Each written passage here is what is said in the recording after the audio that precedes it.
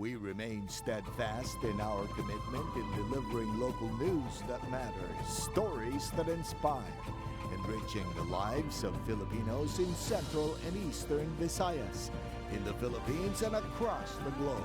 This is your GMA Regional TV, kapuso ng bawat Pilipino.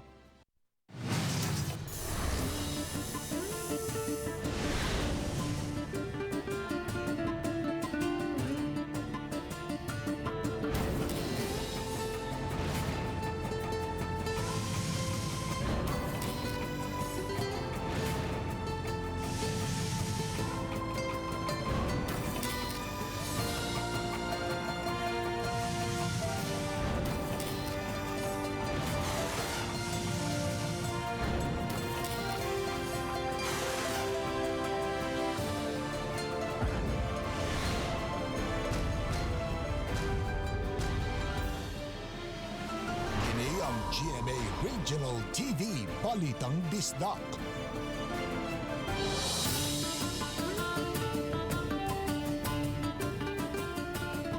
Mayong hapon na kinang inyong GMA Regional TV, Balitang Bisdak.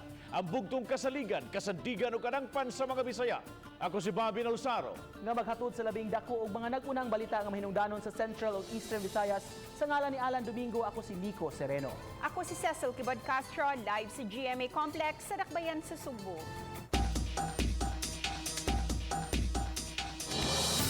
Usa ka COVID positive patient nga naka-isolate sa Hope's Dome, giatake patay. Gikatakda unta nga kuhaan og RDT ang test ang maong pasyente uban sa mga positive patients apan kalit lang kini nga ni collapse. Sa usa ka post sa social media, makita nga gitabang sa mga nurse ang maong pasyente sa wa pa kini makutlian sa kinabuhi. Siluan meron din sa report. Ambulansya! Ambulansya ba? Sa post sa usa ka Ryan Foroya, makita kining usa ka lalaki nga gitabang sa duha ka mga nurse nga naka-PPE. Sa maong post, gibutyag ni Foroya nga napugo sila paguba sa pultahan aron mapagawas ang pasyente ug madala sa tambalanan. Matud niya, walay nurse sa duol nga masangpit. 1, 2, 3, 4, 5, 6, 7, 8, 10. Milanat og pipila ka gutlo nga gisuwayan pag-revive ang pasyente apan gikatahong wa na gyud kini mulihok. Hinungdan nga gidana kini sa hospital apan nakabsan gayud sa kinabuhi. Giila ang namatay nga si Ramon Castro, 36 anyos, taga Toledo City ug usa ka OFW. Mularga na unta siya sa gawa sa nasod apan nagpositibo sa swab test. Karong hapon unta, gikatakda siyang ipaubo sa RDT test uban ang laing mga COVID positive patients nga naka-isolate usab sa Hope's Dome human mapupos ang 14-day quarantine. Apan samtang naglingkod siya sa iyang higdaanan kaganihang buntag, kalit lang siyang ni collapse. Based on the record, no, sa iyang vital sign, tanan, everyday, nag-check man, naman gid ang record. Everyday, maayo raman gyud ang iyang resulta, no? So, wa di ginato mahibaw-an ang kining cardiac arrest gyud. Sa laing video nga gipost usab sa social media, makita nga gisuwayan pa pagtabang sa mga kaubang COVID positive patient si Castro samtang ang ubang mga pasyente nag-contact sa nurse. Matud sa nag-upload sa video, nakalak ang pultahan busa dili sila makadali-dali og gawas. Apan may mga CCTV sulod sa Hope's Dome aron ma-monitor gikan sa nurse station ang kahimtang sa mga pasyente. Gipasabot sa mayor nga tungod kay gisirado man ang main door sa pasilidad ug bugtong giablihan lang ang pultahan sa tuong bahin sa Hope's Dome, maong milanat pa og pipila ka minuto una nakapaduol ang mga nurse nga niresponde. Nagkataon lang nga ang iyahang agianan diri sa atubangan dili maabli ang CCTV naaman sa in front. Ya dito sila sa mudagan pa ang nurse, no, ngadto sa back. So mo nang planuhan na gid na karon nga i-correcto siya. Giangkon hinuon sa mayor nga may mga kinahanglang improvements nga ipatuman sulod sa facility. Sama sa pagbalhin sa nurse station nga kasamtangang gipahimutang sa main entrance ngadto na sa tuong bahin sa Hopes Dome diin mahimutang ang entrance ug exit sa mga COVID patients.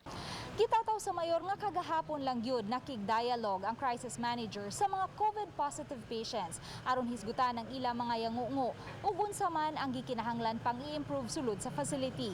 Karon untang adlaw gikatakdang ipatuman ang mga improvements apan naunhan lang sila sa hitabo. In fact, na nami giandam gani si Nigel nga proposal sad nga pwede silang makagawas, i-cordon lang. At least they can do, makapainit sila. Misaad hinuon si Chan nga bagahon sa dakbayan ang tanang bayranan sa Tambalanan lakip na ang pagpahiluna sa namatay. Uban ni Marlon Melgazo, Luan Merondina, Balitang Bisdak. Mga doktor sa City Health Office o Gaboy ng Ulo sa Emergency Operation Centers ang unang gibakunahan sa Talisay District Hospital. Ang report ni Fimari Dumabok. Gisugdan ganihang buntag ang pagpamakuna sa mga frontliners sa dakbayan sa Talisay gamit ang AstraZeneca vaccine. Naguna sa nagpabakuna ang mga doktor sa City Health Office, ang naglangkob sa EOC o ang mga pangulo sa City Toda o CDRRMO. Gihimo kinisod sa Talisay District Hospital. Si Mayor Samsam Gulyas kinsa nisusi sa kalihukan ni Tugan nga ganahan unta siyang magpabakuna apan nagpaabot lang unang aprubahan sa doktor human nga mubuwan pa lang human siya naayo sa sakit nga dala sa COVID-19. This will always be consent based.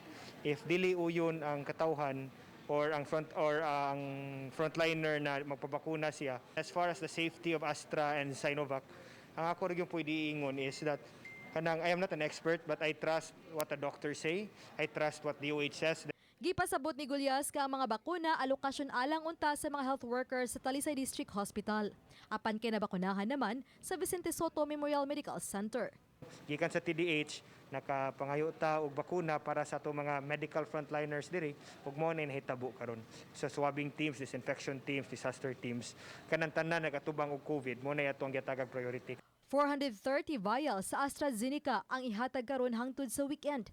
Anaw say 230 vials sa Sinovac nga ihatag sa mga frontliners sunod semana. Gipaabot pa sa kagamhanan ang bakuna nga roll-out sa DOH-7 direkta sa Talisay City Government. Oba ni Cleofer Lumayag. Ako si Fimari Dumabok. Balitang Bisdak. Bisan sa kanunay pahimangno, nagsigi guyod kunok gihapon ug sud kining mga motorsiklo sa mga bike lane sa syudad sa Mandawi. Mao nga higpitan ang pagpanakop sa mga otoridad. Ania ang report.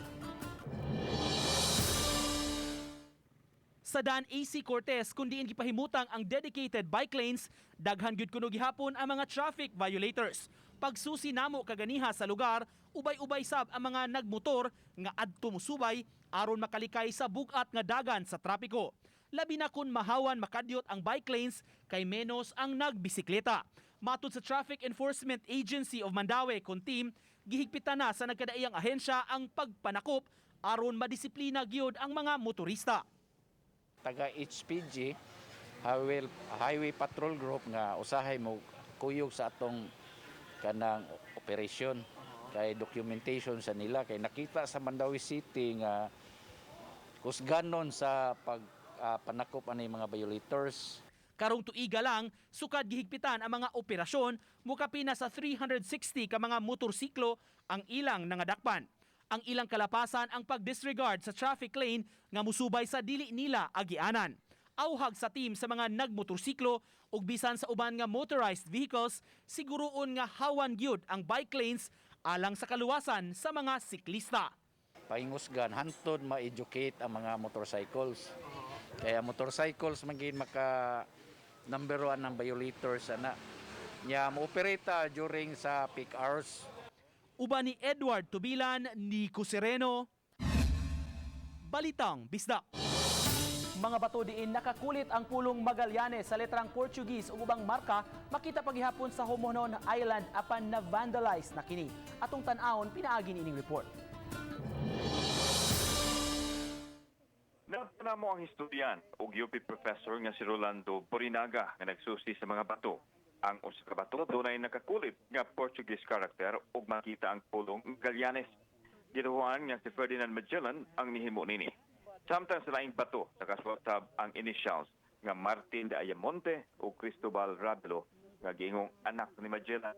So ito yung, I call that Magellan's Rock, and this one is Magellan Sans Rock. Magellan Sans Rock. So ito yung mga writings nila. Sila ang gumawa niya. Portuguese yung gumawa yan. 500 years ago. Apan nasubo si Dr. Borinaga kay ang bato gihilaban o gihugaw-hugawan. Ang bahin sa bato natabunan sa buog semento. Matod niya, awa na sa mahimo sa na-vandalize nga bato apan posibleng makahimo og replika nga naay nakasulat sa karaang pulong. Sa National Historical Commission, naglaraw nga mohimo og bag-ong timailhan sa naasong historical site sa Sitio Cantilado, Barangay Pagbamangnan, kung sa sa lungsod sa Giwan. Niatong 1552, adunay mark ang dapit apan giguba sa mga treasure hunter sa pagtuo nga adunay nakalubong nga bulawan. This has been vandalized, ginawa ng kalbayog. May later na vandals na ginawang kalbayog. At saka ito, they were supposed to put a new marker here. Dito pa itinayo yung, they would like to put emphasis on this na hindi nila alam na yung pinaka-importanting artifact, ito. Ayun, bakit importante yan? Magellan na yun, ito anak. Gikan diri sa Giwan Eastern Samar, kauban si Philip Patricio ug Godfrey Lian, ako si Alan Domingo. Balitang Bisdak. Say mo mas palabihon ron panahon na. Bugas o gugma? Bugas? Ano man? Importante ang bugas. Unaan gugma, may bugas, wagay ayo. Kung may bugas, ang imong hinugugma sa may pagkaon nimo. Pero pwede sa di tunga-tunga, pwede 50-50 lang. Oo, 50 lang. 50-50 kay nindot mo sanang kaon tagbugas yan, napoy gugma, nakatubang na to, pero perminti ta busog. Boss, para pagkaon sa kuan sa hinigugma. Ato, bugas. Ano man ma'am? Na naman ko'y gugma. Bugas na lang, ma'am. Para manambok sa kuma. Bugas na lang. Kay kapoy kay nang ma-inlove ka niya gutom. O lindot nang ma-inlove ka niya busog.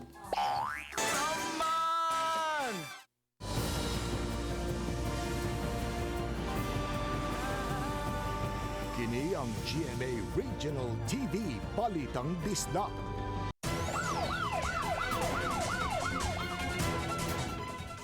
Duha ka mga tao nga gitudlong nagpaluyo sa mga peke nga RT-PCR test result na dakpan sa National Bureau of Investigation NBI 7. Mga lumargahay gikan sa Sugbo padung sa ubang mga lugar nga nagkinahanglan og swab test result mao iyang mga kliyente. Ano ang report ni Faye Marie Dumabok sa dugang detalye nini live from Yes, Bob, matod sa Director sa NBI 7 nga alarming ang maong modus kay dili lang kini kalabot sa pagpeke sa mga dokumento kundi lakip na ang pagpalarga sa mga tao nga dili day siguradong negatibo sa COVID-19. Sayo kayo kay niguang result wa kwa swab test. Gipakita ni NBI 7 Director Renan Oliva ang nakuhang peke nga RT-PCR test result. Ug pari-parihag gyud kini sa orihinal. Gawas nga short-sized bond paper ang gigamit sa peke. Nakita usab nga usa sa mga signatory wa magkadimao ang apelyido. Matod ni Oliva nga gitimbrihan sila sa maong mudo sa mayor sa San Miguel sa lalawigan sa Bohol. Gahapon, maong gihimo dayon nilang entrapment operation diha sa pantalan sa Dakbayan sa Sugbo ug nasikop sila si Rogelio Nebres ug Rakim Busara. Nasakmit gikan kanila kini mga computer set nga gingong gigamit sa pagpameke. We're going to Tagbilaran and to Bigon, Bohol sa Pier 1 and Pier 3. Nagibaligya for 1,500 na makuha din nimo in an hour. Why swab? Matod ni Oliva nga base sa ilang pakisusi, taod-taod na kining modus. Ang signatories, although the same, kani si one of the signatories sa test, kani si Doktora Alexandra Camille Malyare, naasad sa fake, naasad yang name. Pero gimorder yang name. Ang Malyari gihimo og miswari. They have been doing this since last year pa. Katong kainitan pa sa sa pandemic. So very sad pila na ka ni ka documents. Giang ko ni Nebres ang salaod apan matud niya tulo pa lang ang iyang napahimuan sa maong dokumento. Apan si Bosara hugot nga nahimakak sa pasangil. Kausar ako kay mo ato ma'am kada nagpa-print man ba. Nya ako ra to gisave nya. Last week ra to. Wala ma'am ako kahimog swab ma'am. Paghapon wala ko kuan. Wala. Pansensya man ma'am, bitaw akong usahin na nila. Kamulay pag-istorya. Bob, nakig-alayon ang NBI-7 sa buhatan sa Department of Health alang sa dugang investigasyon ug ang pagpangita og paagi nga dili na basta-basta nga mapeke o makopya ang resulta sa RT-PCR test. Bob? Daghang salamat, Marie Dubabok sa imong live report. DILG Lapu-Lapu City mipahimangno sa SK Council sa Barangay Pusok nga mamahimo silang mapasakaan og kaso kung mapakya sila pagduso og formal resignation letter. Siluan Mirundina sa report. Gawa sa kapitan sa Barangay Pusok, gipadad-an usab og notification sa SK Council ang OIC DILG sa Lapu-Lapu City nga si John Pino. Sa naasong notification, gipahibaw niini ang ilang intensyon nga mo-resign sa katungdanan. Apan ipasabot sa OIC DILG nga dili pa kini makonsiderar nga resignation letter kundi notification lang. Ang ilang resignation letter kinahanglang naka-address ngadto sa mayor o gikinahanglang maaprubahan. If they have not submitted any formal resignation and dili na sila motunga, well then they will face the consequences, no? Kay being an elected official, kay elected man na sila, di man na sila gi-appoint ra, gi-elect gid sila. Therefore, if di sila motunga, dayon without any leave of absence, mawal na sila and a charge will be filed against them. Gipahibaw hinuon ni Pino nga nakadawat siya og kasayuran nga pipila sa mga SK councilor sa Barangay Pusok nagplanong mubakwi sa gidusong resignation letter. Earlier this week, mga Monday siguro of this week, the punong barangay of Barangay Pusok told me that they changed their mind. Some of them changed their minds, so they will not continue with the resignation. But again, I have not heard any of them og nga mao na ang ilang stand pod. So again, our office is just waiting og unsay decision sa mga sangguniang kabataan of Barangay Pusok Rajod. Samtang gibutyag sa mayor nga nakighinabi na usab siya sa mga opisyal sa Barangay Pusok aron masayran ang suliran sa SK sa naasoing barangay. If naay problema ang mga SK councilors, no, sa Pusok, ug na may problema ang barangay council, we'd like please i-put in writing, no, so that also it's matagaan na to og due process, ang tao, no, makatubag sad siya sa iyahang side pod. Uban ni Marlon Malgazo, Luan Merondina, Balitang Bisdak. Nag-simulation exercise ang Cebu City Government isip pagpangandam sa pagsugod na sa mass vaccination sa Dakbayan. Ani ang report? Sa Don Bosco Training Center nga gitudlo nga vaccination area sa Cebu City, gihimo ang simulation. Gisaksihan kini sa mga opisyales sa syudad aron masuta ang kaandam kung matigayon na kini. Ang Dakbayan mitagana og 500 million pesos aron ipalit og mga bakuna. Apan matud sa mayor, muagi gihapon ang kasabutan sa national government nga maoy mo aprobar niini. Naanamantay armas nga ipatay sa kontra ang atong ipatay ang bakuna. So banang ato ni ipasabot sa katauhan nga kinahanglan magpabakuna kita. Gipakita sa City Health ang proseso nga subayon. Pag-abot sa venue, muadto ang bakunahan sa waiting area. Sa step 2 nga mao ang registration area, dunay mga gadgets nga gamiton sa pag-scan sa QR code ug pag-input sa details sa vaccine. Dayon kuhaan og vital signs ang pasyente ug susihon ang kondisyon sa lawas. Apan mas magdugay siya sa counseling area kung diin himuon ang interview sa doktor o head nurse. Kay nadir ang decision making gid kung angay ba gyud silang baksinan or dili ba gyud. Kaya atong ibutan rin mga doctors yun atong ibutan, no? Explain. Ani sa diri mo sign sila og waiver. Pagkahuman, mulahos na sa vaccination area, din pipila ra ka minutos mulanat ang pagpamakuna. Sa post-vaccination area, urasan ang time-in sa pasyente ug kanus-a siya mamahimong mugawas. Adto sab i-monitor kung makasinati ba og adverse effects ang vaccine. Naka-standby na sab sa dapit ang emergency personnel kung ugaling kinahanglan gyud nga dad-on sa ospital ang gibakunahan. We discussed more or less on how to improve what will be the final setup. Kanang mga istorya nga kay risgo ang bakuna. Hayman kunoy dakos risgo. Riskos bakuna o riskos COVID. Simulation ra hinuon kining gihimo karon apan gipanghinaot nga pinaagi niini mas mahapsay unya ang proseso. Mabag-o kun na may mga kakulian nga nabantayan aron nga tunhay na gyud unya ang dagan sa vaccination sa higayon nga formal na kini nga kasugdan alang sa publiko. Uban ni Edward Tubilan, Nico Sereno, Balitang Bisdak.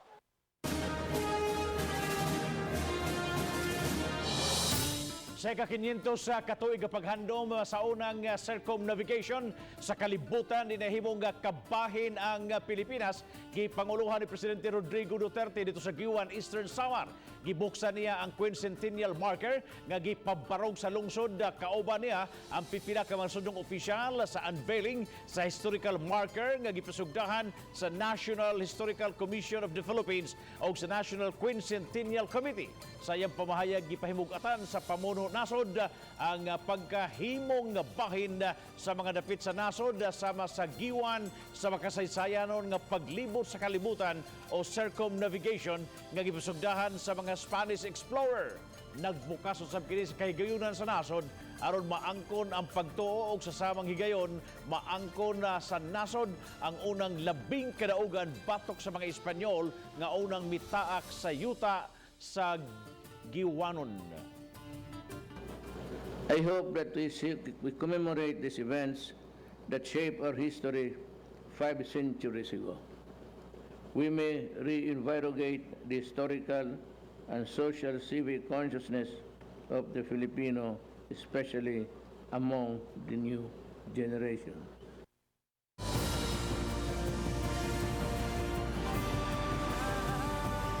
Kini ang GMA Regional TV Balitang Bisdak.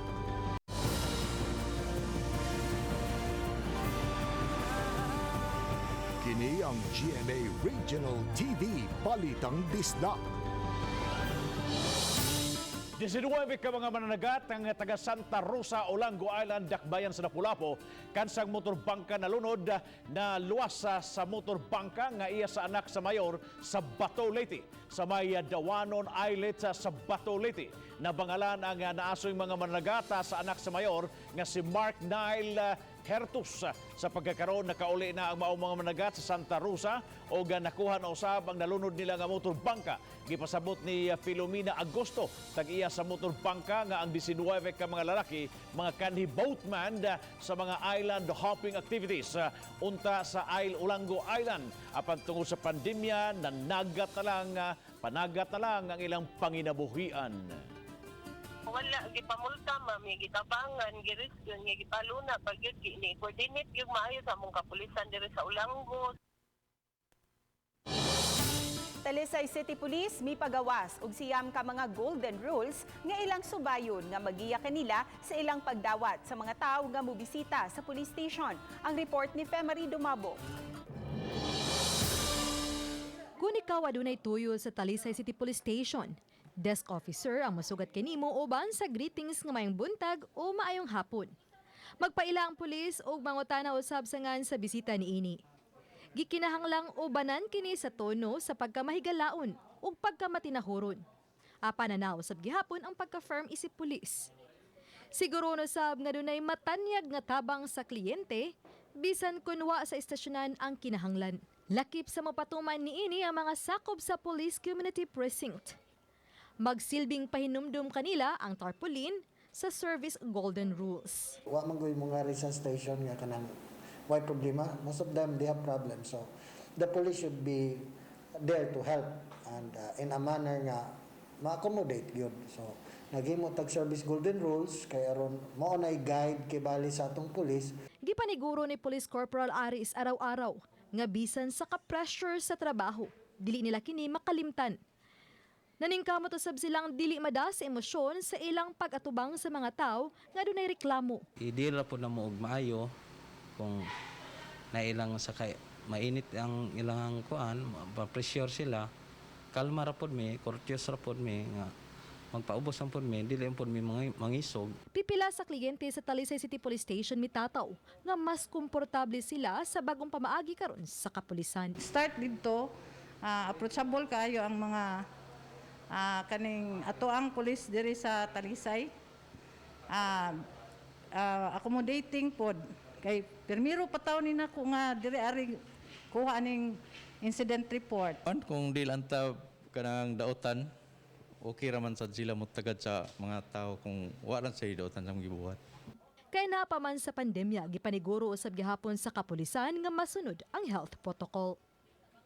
Uban ni Cleofer Lumayag, ako si Famary Dumabok. Balitang Bisdak. Bugas or gugma? Ay, gugma na lang, ma'am. Ano man, ma'am? Daga naman kay bugas akong naong, ma'am. Ang gugma, ma'am. Ma'am kayo hinigugma, ma'am. Both, ma'am. Para mabusog ang heart, mabusog sa dang tiyan. Bugas na lang, ma'am, na wahay na lang gugma kay pura dilika. Wahay na mga panahon nga naglisod na ang mga pagkao sa tao. Bugas lang, ma'am. Ano man, sir? Balag. Bugas untag na, basta naratay dagang bugas, ita magutuman. Bugas. Ano man, sir? Kaya kung busog ka, daghan kang paghigugma. Kung gigutom ka, why bugma? Mas kinahanglan ang bugas na binaron sa pandemic, kinahanglan kang busog aron puno sa paghigugma. Patay ang usa ka lalaki human nadasmagan og motorsiklo sa barangay San Roque sa Dakbayan sa Talisay. Ang biktima giila nga si Alvin Floreto, 35 anyos, mulupyo sa maong lugar. Ang nakadasmag mao si Brainildo Barbero, taga Inayawan, Cebu City. Sa investigasyon sa Talisay City Police, nasuta nga kalit nga nilabang si Floreto ug wala makalihay si Barbero, hinungdan nga naantimano gyud og igo ang biktima. Gidala sa tambalanan ang biktima apan nakabsan kini sa kinabuhi.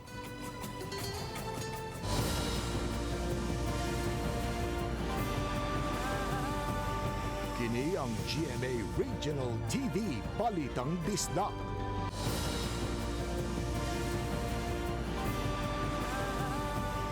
Kini ang GMA Regional TV Balitang Bisdak. Bohol Governor Arthur Yap, Provincial Administrator o mga sakop sa Bids and Awards Committee ang gipasakaan na og kaso ngadto sa Visayas Ombudsman. Kasong serious dishonesty o grave misconduct ang gipasaka batok kanila tungod kini sa giingong questionable nga mga transaksyon gamit ang kwarta sa pangagamhanan sa ilang pagtubag sa krisis nga da sa COVID-19.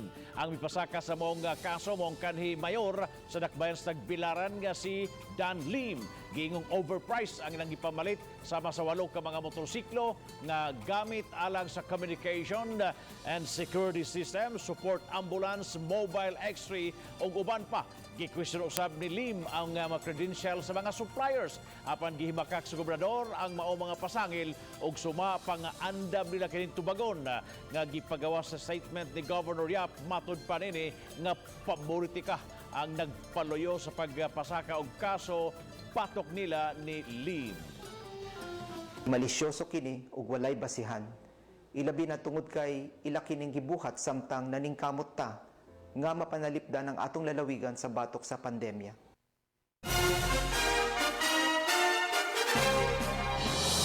Nituyo og adto sa mga bukirang barangay sa lungsod sa Minglanilla ang mga babaeng pulis ug non-uniformed personnel sa Minglanilla Police Station. Kini aron makapang-apod-apod og mga face mask ug mga pagkaon ngadto sa kababayen-an ug kabataan dungan sa pagpahinumdum kanila sa ilang mga katungod. Ang ilang gihimo kabahin sa ilang programa nining pagsaulog sa Women's Month. Samtang ang Minglanilla government niila usab sa mga kababayen-an sa lungsod nga nakahatag og garbo sa ilang dapit bisan unsa mang natad ug kapasidad. Historical marker sa simbahan sa Immaculate Conception sa Giwan Eastern Samar gibuksan. Ang event gitambungan sa mga opisyal sa simbahan, LGU ug mga invited guests. Ang simbahan sa Immaculate Conception usa sa mga makasaysayanong edipisyo sa lugar. Giatagan kini og dakong importansya subay gihapon sa kasaulugan sa ka-500 katuig nga Kristyanismo sa nasud. Matud sa parish priest Father Edwin Lanuevo nga ang marker simbolo sa pagtuo sa katawhan. Susama usab ang baruganan sa General Director sa National Museum of the Philippines. Kinsami basa sa mensahe sa Presidente sa National Historical Commission of the Philippines.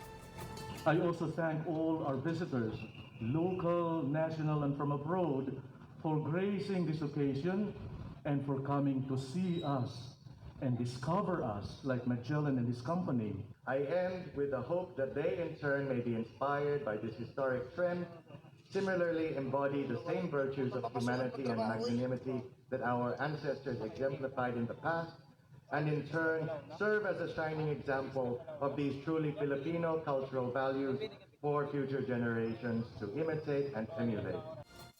Sa labi po ng COVID-19, nakatala ang Department of Health Region 7 og 6,704 ka mga active cases, 406 niini mga bagong kaso. Sa mga highly urbanized cities, ang Cebu City adunay 2,582 ka mga active cases, 120 niini mga bagong kaso. Moabot usab sa 1,081 ka active cases diha sa Lapu-Lapu City. 67 ang mga new cases. Samtang adunay 1,120 ang active cases sa Mandaue City. 54 mga bagong kaso. Sa rehiyon sa Central Visayas, ang Bohol adunay 305 ka mga active cases. 13 niini ang mga bagong kaso. Miabot usab sa 1,482 ang active cases sa Cebu Province. 142 niini mga bagong kaso. 131 usab ang active cases sa Negros Oriental. Napo nini mga bagong kaso. Samtang napabiling tulong active cases sa Siquijor ug way bagong kaso. Sa Eastern Visayas, natala ang 357 ka mga active cases. 30 niini mga new cases. Sa tibuok Pilipinas, mabot na sa 73,264 ang active cases. 7,103 ang mga bagong kaso. Samtang sa 121,816,200 ka mga kaso sa tibuok kalibutan, 68,992,667 na ang mga nangaayo. Ako si Family Dumabok. Balitang Bisdak. Mo ganito ang latest weather update karong adlong Biyernes, March 19, 2021. Sa karon wala tayo gina-monitor na low pressure area o uban pang weather disturbances gawas usulod sa atong Philippine Area of Responsibility. Ang easterlies o ang init na hangin gikan sa Pasipiko mao ay nag-apekto karon sa tibuok nasod. Ug para sa atong forecast sulod sa 24 oras, ang tibuok Visayas, Occidental Mindoro ug ang Palawan, lagip na ang Calayan Islands, maksinati og generally fair weather o maayong tempo sa panahon. Aduna lang gihapoy mga kaygayunan sa mga patak-patak na ulan, pagpanugdog ug kilat tungod niining easterlies. O para sa atong maximum heat index forecast, ang tibuok Visayas, Occidental Mindoro ug Palawan, lagip na ang Calayan Islands, maksinati og heat index or init factor na 37 ngadto sa 40 degrees Celsius. Ug mao ni atong latest weather update karong adlaw. Para sa dugang impormasyon, bisitahan lang atong official website. Gikan diri sa buhatan sa Mactan sa Pag-asa Visayas DOST, kini si Mark Gales. Daghang salamat. Mayong hapon sa itong magkapuso diya sa lalawigan sa Siquijor, Bohol, Negros Oriental o Samar o Leyte provinces nga tuwa karon ang aksyon dito. Gumikan ning pagsaulog na to sa 500 sa katuig sa pagtunob sa mga Espanyol dinhi sa atong nasod. Kanon ang amping mga kapuso.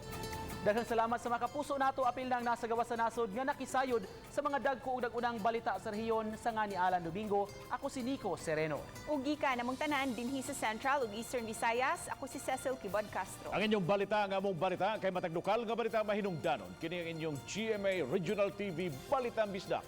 Buong puso para sa Pilipino. Ako si Bobby Nalsaro. Maayong hapon mga kapuso and happy weekend.